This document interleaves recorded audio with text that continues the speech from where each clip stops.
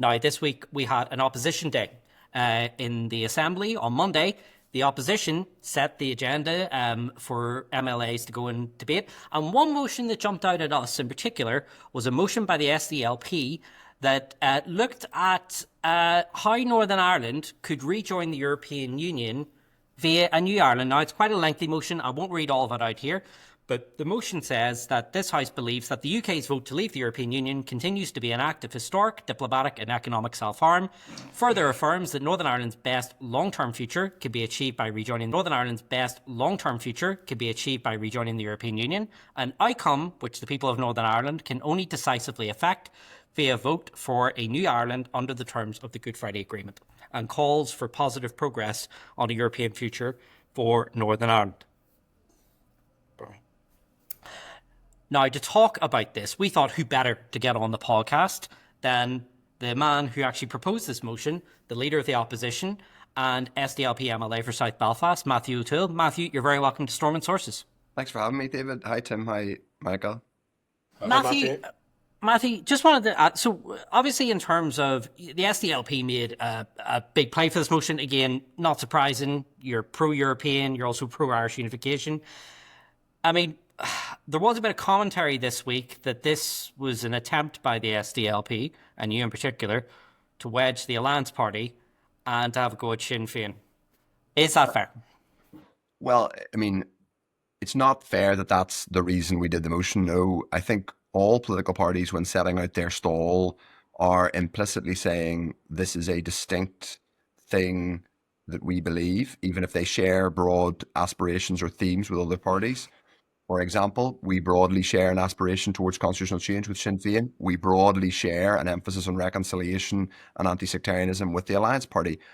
But we have a very distinctive pro-European pitch, which I think merges and has been intellectually and politically a huge theme for us since the days of Hume, which is our pro-Europeanism. And there, I think you see us being able to synthesize, to use a slightly a swanky adjective, or verb, I should say. Our aspirations towards unity, but also our belief in reconciliation. So they are. It's not just about putting other parties in a difficult space. It's about best explaining our distinctive offer, and sometimes that does mean challenging other parties, which we did.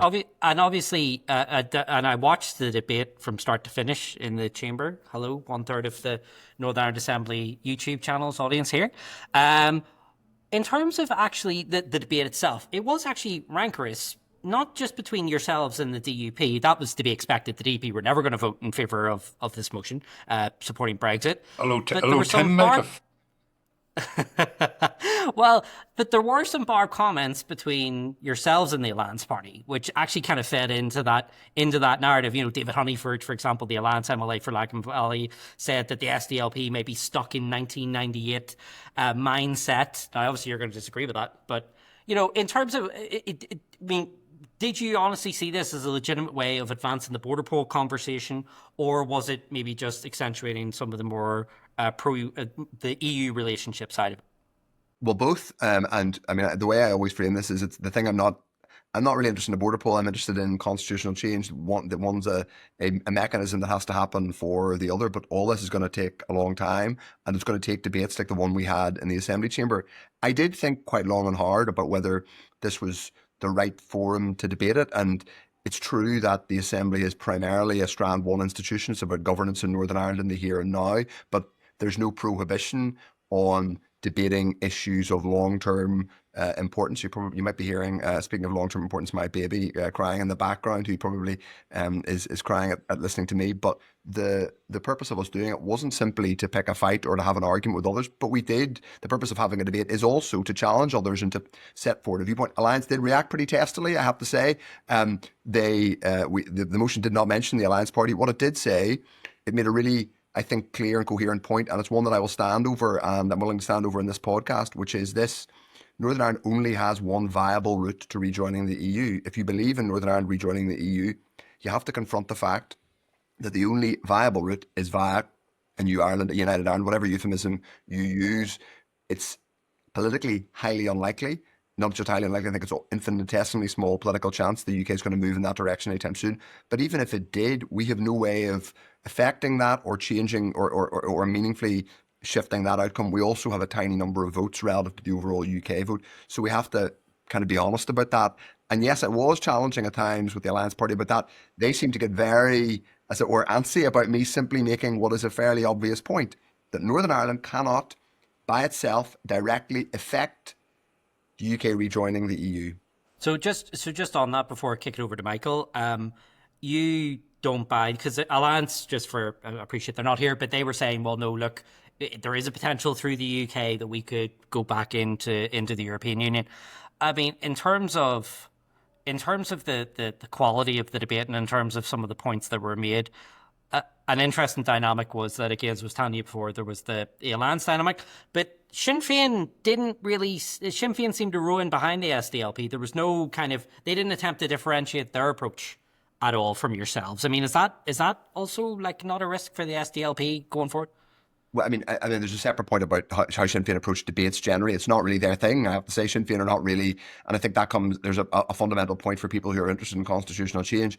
Anyone who watches I know people in this podcast do, anybody who watches the Northern Ireland Assembly for a prolonged period of time will find out that Sinn Féin do not meaningfully engage in debate. It's just not something, and I don't mean that. That's almost a kind of value neutral statement. They just don't. There's a lot of platitudes. They often send people in with with a short page of very tightly controlled remarks. They don't take interventions and they don't really engage. That's fine. That's their approach. But you are going to need people who are not just able to persuade, but are willing to do that work. I think that's kind of where our party comes into that debate. But in relation to this point about can we rejoin the European Union via any other means, it is possible theoretically that the UK could rejoin the EU. So that's not an impossibility. But when you start from the political likelihood of it and work your way back through the logistical practicalities of it, it is so infinitesimally more unlikely that would be our route back than via New Ireland. You have to do what we did with our motion, which is just say we have to be serious about this. And I know it made the Alliance Party uncomfortable because I was confronting them with frankly a dilemma that they kind of refused to engage with. And the disappointing thing is they did what they often do, which is they say, if you want to talk about this, if you want to articulate this challenge, then you are inherently tribal or divisive, and the very asking of the question is divisive. And ipso facto, a unionist challenging me and saying something about what they would deem to be the impracticality or the unadvisability of Irish unity is also being regressive and negative and divisive. I just think that's intellectually and frankly, I don't think it's acceptable that you can say that any conversation on that is inherently tribal and divisive. Monday's debate was about trying to, in one sense, reframe the debate on constitutional change towards something which is very important to us, pro-Europeanism, but also to say the way we think and talk about this doesn't have to be along narrow unionist, nationalist tram lines. Ironically, it's the Alliance Party who are determined to make the debate about the future a binary unionist, nationalist thing because they have to define themselves as being in opposition to that. And I get that. That's their political niche, but I don't have to accept that formulation. I'm entitled, and my party is entitled, to do what we did on Monday. Right, looking forward to the Assembly election battle in South Belfast. Let's put it that way.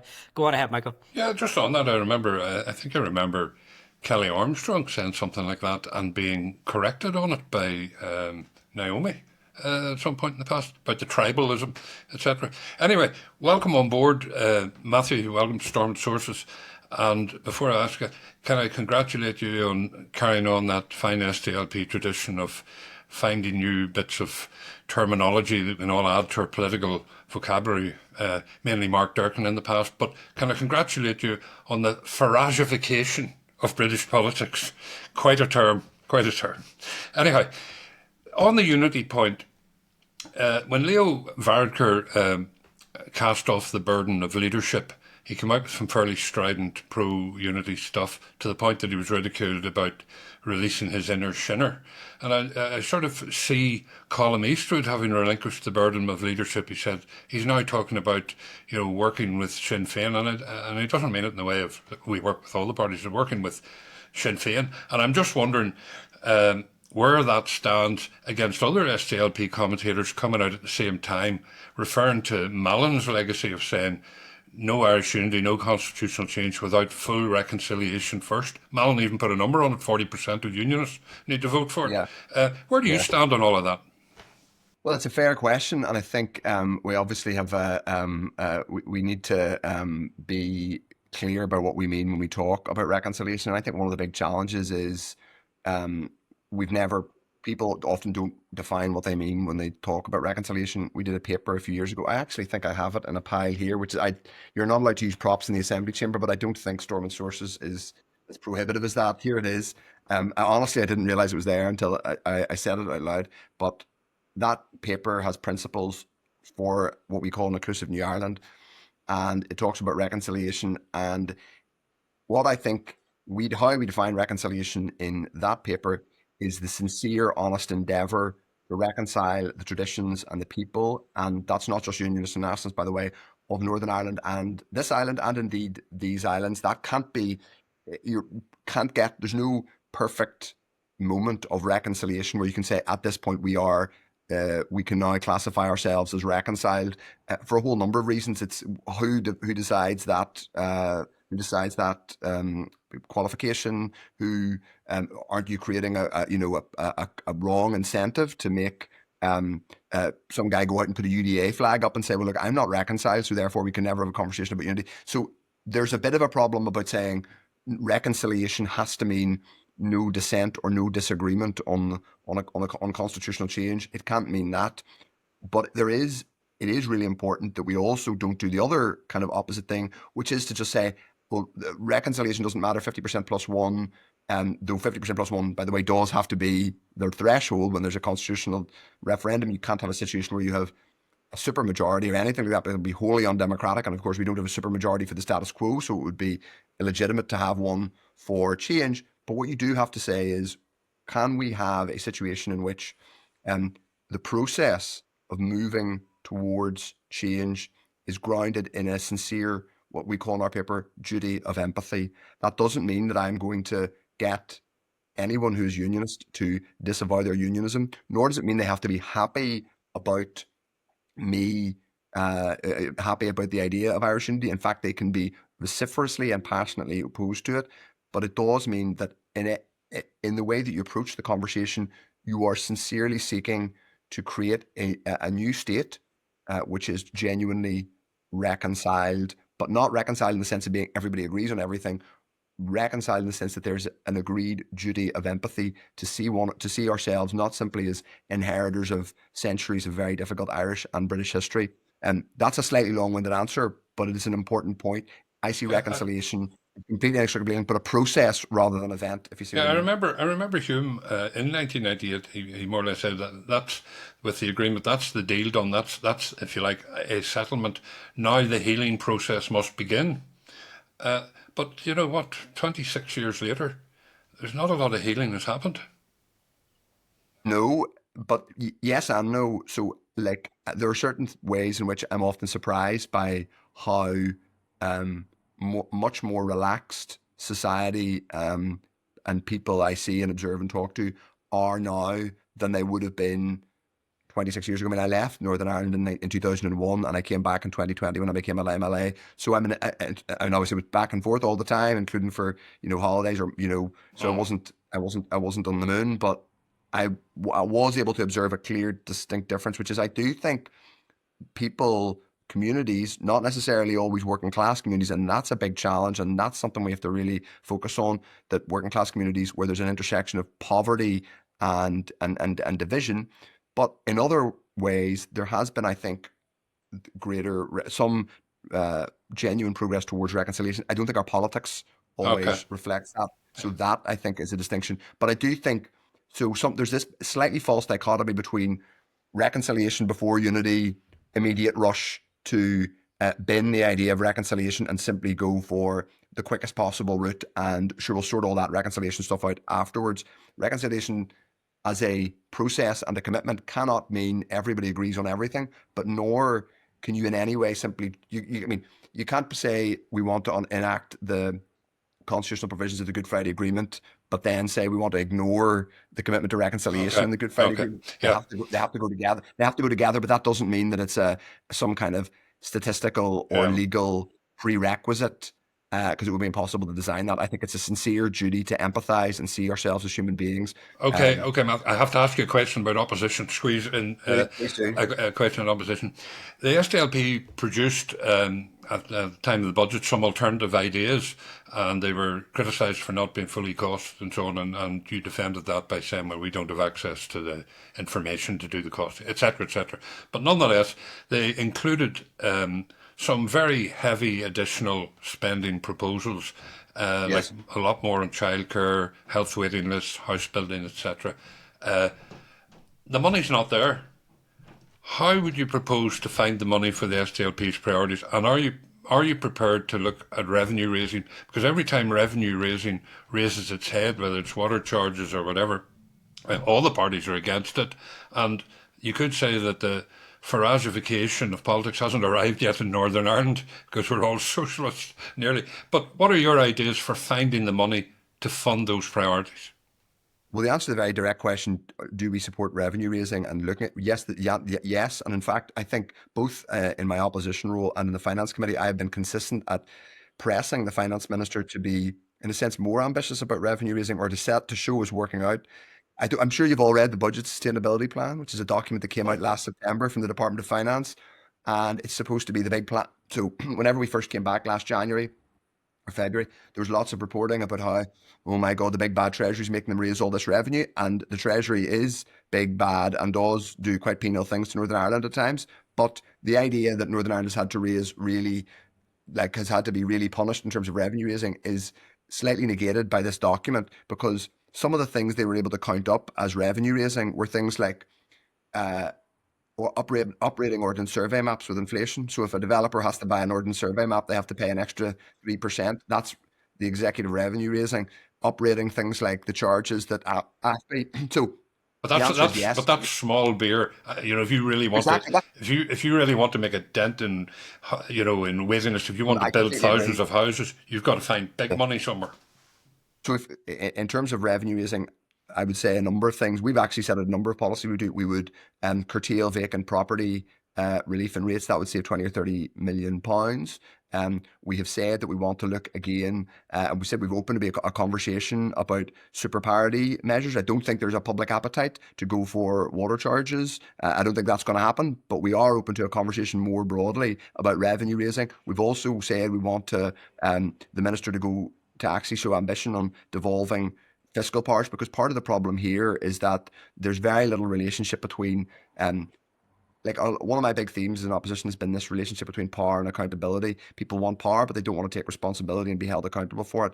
You need to bind in that power and accountability through greater fiscal responsibility. That means ministers having more power over the money they raise, and they have more power over how they spend it, but they don't have very much power over how it's raised, whether that's through taxation or borrowing. So yes, we do want to see more powers. I also don't think it's illegitimate for us to say, Michael, that we don't have the access to all the papers. We are doing, I think, a very good job in opposition with a pretty small resource. We get a little bit of additional money now, but this is really the first time there's been a proper serious crack at opposition. We have set out, I think now, 6 or 7 papers. We don't publish an alternative budget because we simply do not have the resource to. They have thousands of civil servants working on this stuff. What we have done in our plan for change, our alternative budget, is set out themes, set out some of the approaches we would take, and we've challenged ministers. And we haven't simply said, we haven't gainsaid, we said, show us what you're doing. To take the water issue, there is no plan for water. We've said to the minister, is there a plan for, if you're not going to do water charges, fair enough, but are you going to borrow additional money to invest in water? Are you going to seek additional borrowing powers to invest in water? Are you going to move certain capital expenditure out of other areas and put it in water? Because those are the only two alternatives. John O'Dowd isn't doing either of those things, and in fact, he's denying there's even a problem. So our primary job is to hold him to account for that incoherence, because it really, really is incoherent at this point. Yeah, I was thinking, on this podcast, and I think we've got to be fair to you, Matthew, on a few occasions we've been very critical of the opposition and the job you've been doing. So I think it's only fair that we give you the chance to reply to that. And it really just follows on from that question that Michael's been putting to you. So one of the criticisms we've put forward 2 or 3 times is, what is your strategy? So it feels like the opposition doesn't have a coherent strategy. It's taken it on a case-by-case basis. It's an issue-by-issue basis, and it's saying the executive's getting this wrong on this issue, this wrong on this issue, this wrong on this issue, and it doesn't seem to all marry up and tie together. So what is the opposition strategy to try and hold the executive to account? And I think our strategy, first of all, we are happy, unlike the executive, we're happy to have robust and constructive criticism. And a big part of our role is constructive criticism. Our approach, we said at the start, was constructive opposition. What that means is not saying kick them all out and put us in part because that's not our model, Tim. So we have to be honest about that. And so I accept if your view is, or people's view is, that they see some degree of incoherence. What I would say back to that is, we aren't, by the very nature of our system, by ourselves an alternative government. So part of our role is to calibrate how we do opposition and be honest with the public about doing scrutiny. I would say we have had very particular consistent themes. One is around, so our clear strategic approach is to be an accountability mechanism. And I think there is a crisis in accountability in Northern Ireland, and I think the media has been part of it, and I think other public bodies have been part of it. I think we have a huge problem. So I think the strategic position of saying we are going to stand up and be an accountability mechanism, we're going to be robust, and occasionally if that means we're talking about one thing on one day and talking about another day, I'm fine with that. What's the number one thing we have held them to account? What's the thing you're most proud of? So if journalists are missing it, if podcasts are missing it, if we're all missing it, where's the big issue in the last year where you've held them to account? I would say, well, there's a number of them, but I'll give you just one very specific example, and that is the actual delivery of a programme for government. I am certain, and this is a big strategic thing, it doesn't necessarily touch on people's experience of public services on a day-to-day basis. We were very clear in constantly calling for a programme for government. I am absolutely sure that if there was not an official opposition pushing for a programme for government and pushing for specific targets in it, that either we wouldn't have had one, or the one we would have had would have been complete waffle. The initial one was complete waffle. The final one had a little bit more specific. It was still waffle, but had a little bit more specificity. I have absolutely no doubt that's part of our role. I mean, I think that's a big thing, and I think we have delivered a structural change. Bear in mind, there's 8 of us out of 90. We have to respond. We have to be the first to respond to every single statement. We also have to fight to get our perspective into the media. The first job we have to do is to illustrate to people there is an opposition. I gave a lecture on this in February, and a lot of the challenge about Northern Ireland politics has been people talk about this thing called Stormont, as if Stormont was the cat's mother and everybody is in power. So Timothy Gaston and Claire Sugden are the same as Michelle O'Neill. That's nonsense, but it's pernicious, and it's part of why we've had such terrible governance in this place, because nobody takes real responsibility. So our first strategic priority has been reminding people there is an opposition. It's a constructive opposition, but we're going to hold them to account. Now, are there specific themes we've elevated and prioritized more than others? There are, but the nature of politics here means you don't always, as in opposition, you don't always decide on the agenda that the executive or the media are focusing on. I think, I would say this, wouldn't I? We've done a pretty good job at establishing the idea of opposition as an accountability mechanism. Does that mean, and I think we also, by the way, haven't said, let's tear down the executive every day of the week. We've been kind of calibrated about it. But I do think there is a crisis in accountability. And I think us addressing that has been the first strategic theme. And it strikes me every day when I do the job of opposition, my God, we really have just got into this culture of really, really, really low standards. Like we have, I'm reminded of the famous Samuel Johnson quote about the dog walking on its hind legs. The surprise is not that it's done well, but rather to see it done at all. And that's how people feel about governance in Northern Ireland. Isn't it good that they're doing it? Isn't it great that Michelle and Emma are getting along? It's not good enough. I think you've hit on a real, like something that really hit the nail on the head there. Because I think for most people, they don't really see any difference between what's going on today and what was happening 2 years ago when we were in suspension. And we were told that the sun, moon, and the stars were going to be delivered, and there's very little delivered. Actually, over the last couple of weeks, we sit down as a team and we say, right, what are we going to talk about? And we're looking back over the last 3, 4, 5 weeks of the order papers, and there's almost no executive business. There's almost nothing to discuss. It's so thin on the ground. And I just wonder, like, you're trying to establish that, Stormont's going to do things, even as an opposition, even as an MLA. I think people are sitting at home and they're going, that this government's delivering nothing. And I think in the midst of that, you'd expect the opposition voice to be the voice that's crowding everything out, yet you just don't seem to have that cut through. Now, Timothy Gaston, you've mentioned him, he talks about waste. That's a 2-page spread in the Belfast Telegraph. That's on the radio being discussed. Why do you think it is that with this terrible executive, and let's face facts, they are a terrible executive, they're not doing anything at the moment, there isn't cut through from the opposition, but I would expect there would be. I would respectfully challenge that. I do think there has been a lot of cut through, and I know that because I hear it from people. I hear it constantly. People, you'd say, well, they would say that to you. They're being nice to you. They pity you, or they're being indulgent. I don't think that's the case, though. I hear it pretty consistently, and from people who don't vote for me. I hear it from Sinn Féin voters. I hear it from DUP voters, and they say I think that's a good thing. I think we are actually cutting through, and I'm not just saying that now. Timothy Gaston and the TV have a very particular platform to get coverage, which is that the media like writing about the DUP being in difficulty, and it has been a challenge for us at times to get parts of the media, including the BBC, to properly esteem and take seriously opposition. So I will be honest, that is an ongoing challenge that we have, which is to say, to acknowledge the official opposition as being there. We have to fill the order paper up at times for the executive because they're simply not bringing business, and it is genuinely pathetic. Now, I think on specific things where we have really cut through, in addition to the broad question of the programme for government, I think on things like holding the executive to account.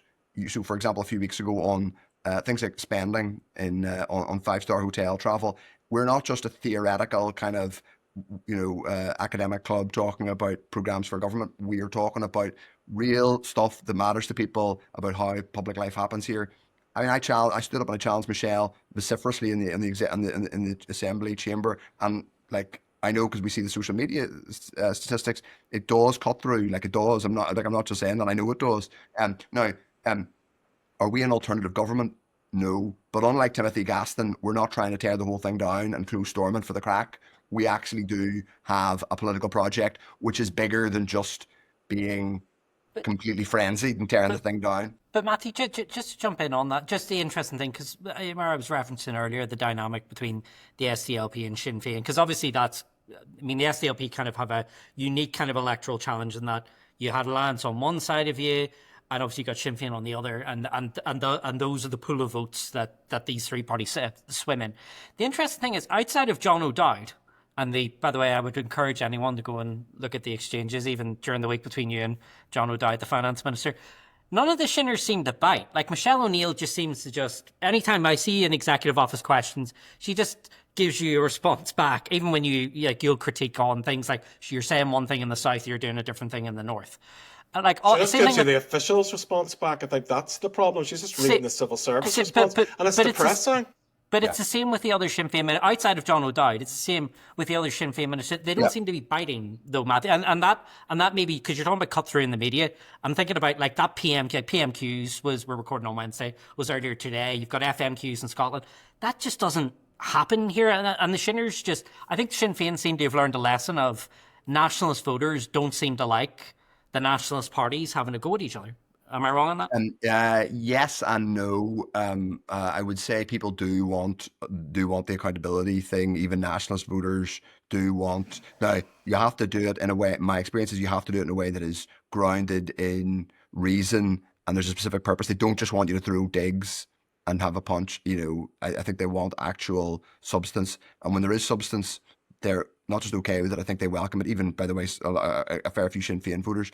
But to come back to this point about cut through, I would say don't just go by what kind of political sort of columnists are saying. I can promise you that in terms of social media and in terms of the political column is very important, no offense, no offense intended, but if you lots of political movements and political things are just bluntly nowadays registering at a key that the kind of bien pensant commentary class don't notice. And the bien pensant commentary class have for years now been saying Sinn Féin are kind of completely untouchable, nothing will ever change, da-di-da-di-da. And that's fine. So we will, until such time as that changes, that will be the kind of agreed analysis, and that's fine.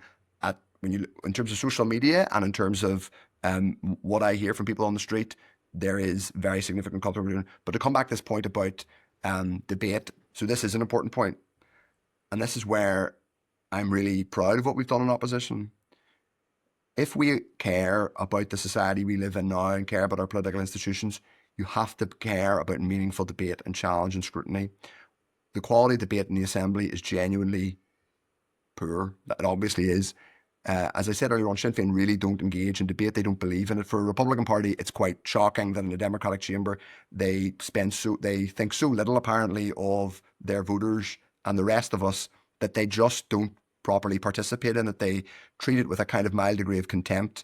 Michelle is she's perfectly pleasant and she's a really historic role as the first nationalist First Minister, but I don't think she does go in to say, I'm going to sell a proposition on a complex policy issue or a difficult set of choices we're making in order to rescue public services.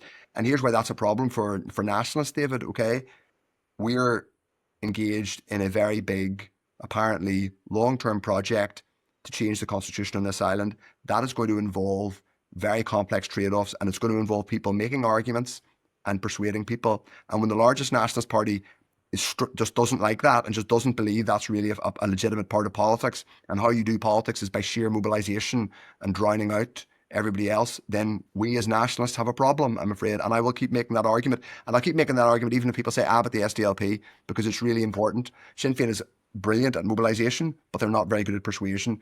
It's obviously a bit different in the South, where they will robustly challenge the Irish government. And I will say consistently, and I'll keep saying in the chamber, it is not just partitionist, it is just illegitimate to basically have this situation where people in the North, yes, we're a devolved region, yes, we have to share power with a party you don't agree with, but it's ridiculous to say that people in the North have to accept not just failing public services, but crap politics. But people in the South deserve Owen O'Brien cutting through and challenging. So, how do we raise those standards, Matthew?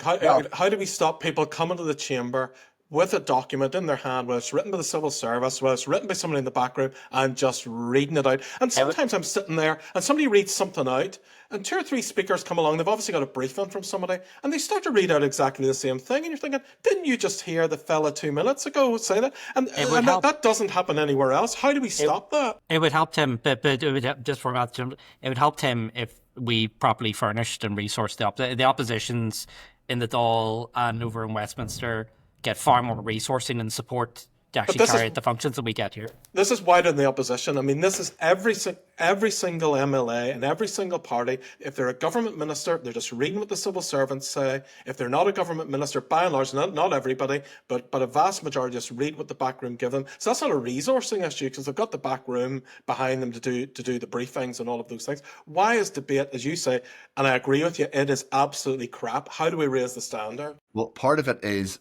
this might sound self-serving, part of it is having an opposition. And if you watch, and you all do watch the debates, you will see that I think the presence of an opposition is slowly, I think, starting to change the political culture a bit. 2 things tend to happen in Northern Ireland politics. Either everybody agrees with one another, or everybody just shouts over one another. There are particular dynamics. There's a kind of DUP versus Alliance dynamic. There's a DUP versus and there's unionism versus the rigorous implementer or whatever, and it all sort of fairly synthetic debates happen.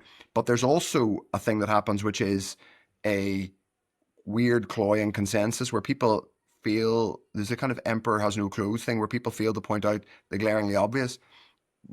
Gordon Lyons the other day brought a statement about his budget, the social housing policy budget. Another area this week where we have been very robust, by the way. And Gordon Lyons said, basically, we're already missing our target for social homes. I don't have enough money. They published the programme for government saying, with an unusually specific target, saying we'll have 6,000 social homes built by 2027. His statement this week said, well, we'll probably do less than 1,000. So they're already way off the target. They've got a year and a half to deliver then 5,000. That's not going to happen. But if you looked at the questions, half the questions were about village halls and libraries and Mother May I. It's nonsense. So us being there and being the grit and the oyster, and there are others who'll do it, Jerry Kyle and Timothy Gasson from totally different perspectives will occasionally stand up, but that does start to create, I think, a slightly different context. And if you have it as an official opposition, then it's different from an executive party carping at one of their counterpart ministers. So I do think it's important. Just to go back to a quick point, Tim, because you asked for, I mean, I should have come with a long list of the things that the opposition's delivered, but it is, in one way, couple of the ways in which it isn't just about doing the big theatrical opposition, it's also about getting specific wins. Earlier this week, we used opposition time to debate a really important and sensitive issue, which is to do with buses and school kids, because school kids die, usually about, it's almost like one a year, getting off a bus, usually in rural roads. They have laws in the US and Canada which basically say you have to stop if a child's getting off, if a bus is unloading. We got a commitment. We brought that. We were able to bring the families, many of them still grieving. They're all still grieving, but very recently grieving in some cases, down to Stormont. The minister gave a commitment. In fact, she did a press release the morning of our opposition day. I'm not accusing her of anything underhand, but I don't think that would have happened if we hadn't had used our time to do that. We also used opposition time to debate Hill Street. We've seen pedestrianising Hill Street, which seems like a tiny, almost trivial issue, but it's an example of how you can actually almost use your time to embarrass, challenge, cajole on very specific things. We did something else on Tribeca. We're seeing a bit of progress on that. So it's not, yes, it's about the big, consequential, strategic things, but it's also about, at times, using assembly time for something really discreet, where you can actually get a minister to give you a specific commitment. And we've done a fair bit of that. Maybe we'll see you out in the glider stopping fare dodgers. I'd like it if it was coming to South Belfast, but it's not, because the executive walked away. And North Belfast as well. And Matthew, North let's not forget North Belfast. Yeah. Anyway, look, Matthew, thank you very much for coming on and for going around the house with us on your motion, but also generally where the opposition's going. So, look, we really appreciate your time today. Thank you very much. Thanks for having me. Yeah, much appreciated. Thanks, Matthew. Thanks, Kai. Okay.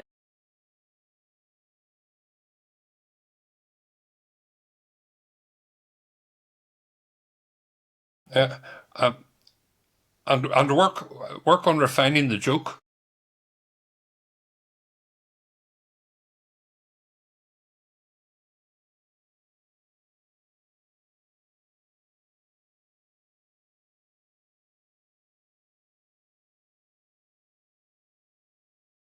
And welcome back to Stormont Sources. That was a good around the houses with the leader of the opposition. It actually leads us nicely into the other thing that, Tim, you were asking about this.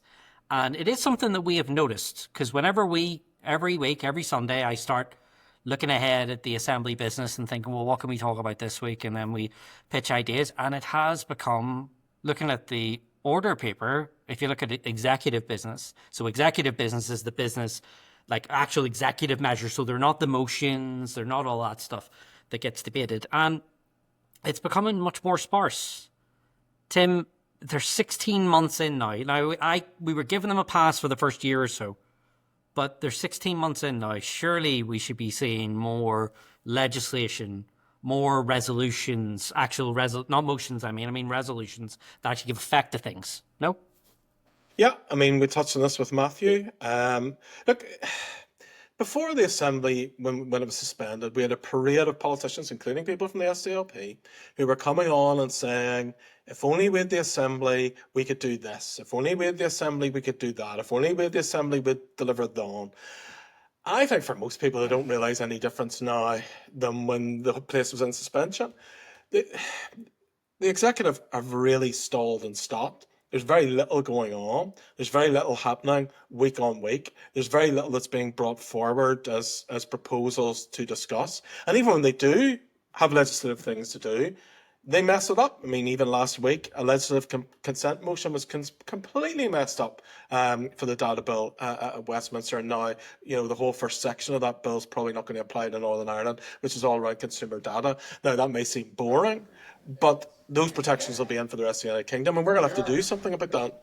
Yeah, but Tim, just on that though, I mean, we can't, obviously this is just a repeat of what we've seen before. I mean, not to have a go at the present spads who were there before, but from 2011 to 2013, there were just 11 bills passed during that period. I mean, You know, it's so you can't really do the Titanic metaphor about it was all right when it left us. You know, so what was so obviously have there's to a do systemic better, problem. yeah. There is a systemic problem though. But we have to do better, because here's what will happen. As sure as night will follow day, we're going to get up to the end of this mandate, and those first few months of 2027 is going to be a flurry of activity. The Assembly sitting from 10 in the morning to 1, 2 o'clock the following morning to get things done. We've got to stop that. We've got to in some way ensure that executive business progresses properly. We're talking with Matthew about the debate being so poor. There's so much of it. The debate, how we bring forward bills, how the executive do business, that really just needs improvement. It needs to be brought into the current century. I think the parties are already cruising towards the 2027 election. I think they don't plan to do very much in this term or anything controversial, and it will affect their electoral prospects. When they get a clean 5-year term, maybe they'll go after something. However, they could be tripped up by things like assisted dying could cause quite a rumpus, or the pollution in Lough Neagh and standing up to the farmers and standing up to Northern Ireland Water. That could produce a real spectacle in the Assembly and a bit of action. And before I'll just finish, in case I forget to say it, I thought Matthew O'Toole was very impressive, and I know I might be accused of bias, but I thought there's a politician who actually knows what he's about.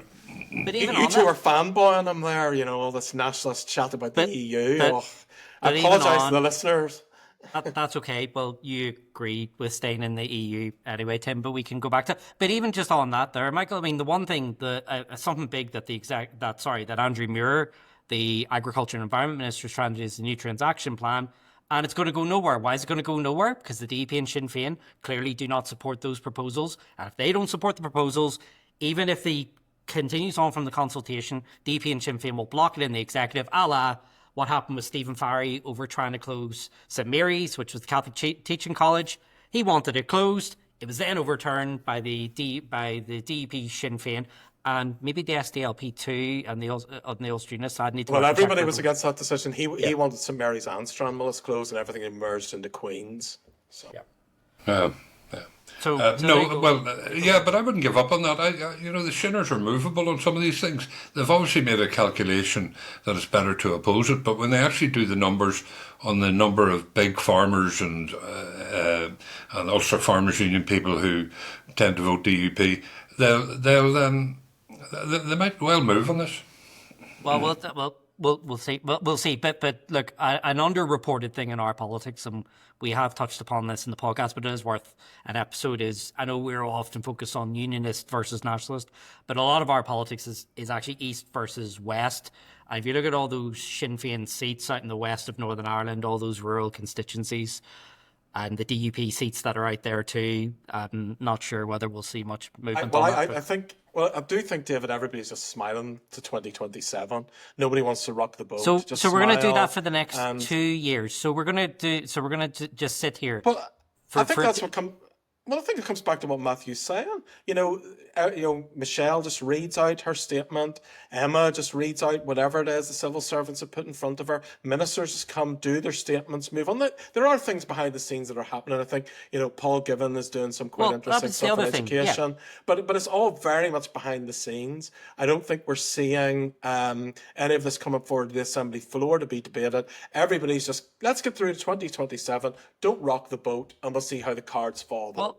Well, this is the depressing thing. So because I'm glad you brought up the curriculum review that was launched this week.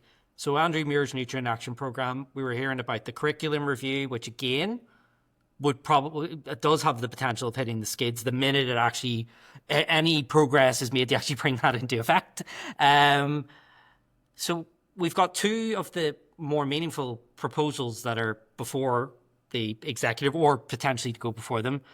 And we're kind of talking about them potentially going nowhere in 2 years. Is that really what we're kind of saying here? The curriculum view has probably got more likelihood of going forward than probably what is being proposed by Andrew Muir. But I do think, I do get the sense that there's going to be targets to hit. Gordon Lyons came under pressure this week about housing, and he's only, delivering half the houses that he's required to deliver on the programme for government. I do think some of those headline targets, there's going to be a bit of a sweat. Let's get those delivered. There's going to be some legislation that we're going to have to put through, and some marquee things that are going to have to be put through. That'll all be rushed at the end. But by and large, it's going to be smile, take a picture, let's shake hands, and let's just get to the action in 2027 without too much disaster. Michael, I'll just get some of your final thoughts on this. When we came back, even when we started this podcast a few months ago, we were kind of hoping that 2025 would be the year that some of those difficult decisions would be made, because you do them this year, they get to embed the following year, and then by the time we get to 2027, most people will have probably forgotten about them. But we're now halfway through. In fact, actually, we've passed the halfway point of the year.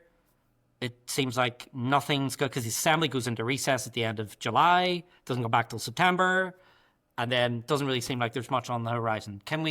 Is there any ray of hope? You're normally the more optimistic one. Yeah, no, I didn't think they were ever. The remainder of the term was not long enough to do anything big. If you take the biggest thing of all, is probably the reform of the health sector in Northern Ireland and transformation. That's big, difficult, painful, expensive reform, and nobody has the appetite for it. So, okay, Mike Nesbitt's got a wee bit of money to announce a few schemes that will peck into some of the waiting lists a bit, but the real change, which inevitably involves a certain centralisation of health services, which everyone is opposed to, and it affects them, that's going nowhere. And I just think there's going to be nothing big achieved by 2027.